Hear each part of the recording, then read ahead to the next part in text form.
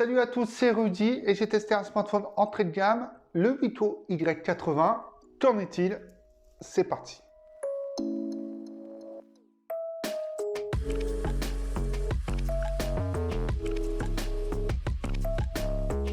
Alors, le Vito Y80 est un smartphone sous les 100 €.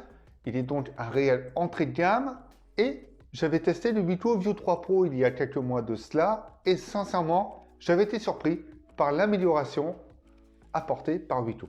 Comme dit, c'est un smartphone entrée de gamme donc en plastique et ce plastique est plutôt agréable.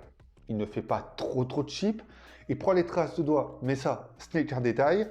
Et en plus de ça, cette trappe arrière s'enlève, mais la batterie ne s'enlève pas.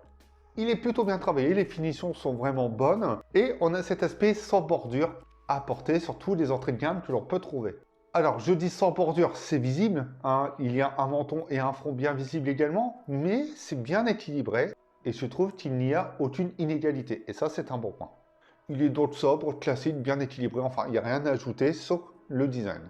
L'écran, c'est un écran 6 pouces HD+, IPS TFT. On ne peut pas s'attendre à moins sur un entrée de gamme.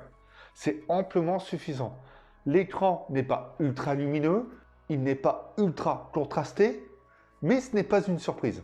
Il est plutôt bon dans l'ensemble et il suffira à la plupart des utilisateurs qui utiliseront ce smartphone.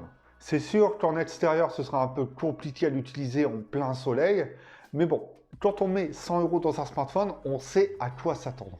Ça fait le travail et on n'en veut pas plus.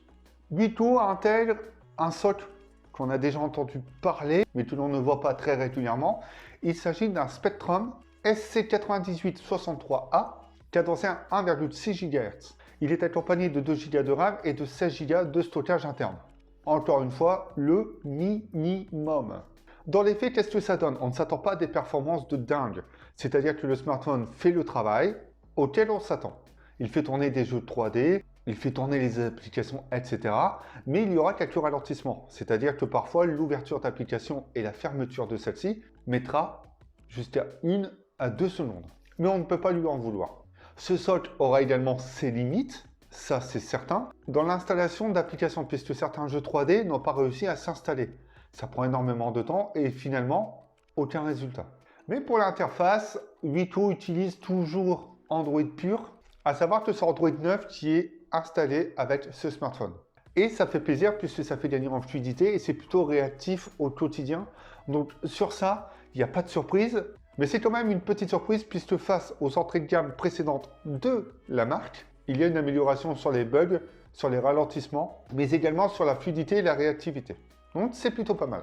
L'autonomie, j'en ai pas parlé, je vais le faire très rapidement. C'est une batterie de 4000 mAh qui est proposée. Cette batterie vous permettra de faire la journée, c'est sûr. Un peu plus, c'est possible, mais surtout, c'est que la veille est très bien gérée et j'ai même été surpris que le smartphone puisse tenir plusieurs jours sans être rechargé et sans être utilisé. Photo, axe important ou non, il y a 2 capteurs, 13 et 2 mégapixels. Il y a également un zoom optique qui est proposé. D'ailleurs, ce zoom optique, ils auraient pu le faire numérique parce qu'au vu du résultat de la photo, ça aurait été suffisant, mais il y a une proposition marketing et d'adaptation face aux autres smartphones du marché. Donc on ne peut pas trop lui en vouloir. Globalement, il s'en tire bien, même si la plage dynamique, la balance des blancs n'est pas excellente, même s'il y a du lissage et que lorsque l'on zoome, il y a un manque de détails, encore une fois, ce capteur fait le travail. Et si je le juge un smartphone à 100 €, il s'en tire plutôt bien. On ne s'attend pas au photophone de l'année lorsque l'on met 100 € dans un smartphone. Très clairement, ce Vito Y80 est une bonne surprise pour moi, du sens où je sens, comme dit au début de cette vidéo, cette amélioration apportée par Vito sur ses gammes de produits. C'est un smartphone qui peut être à conseiller si vous avez ce budget, si c'est un premier smartphone, si c'est du dépannage, etc.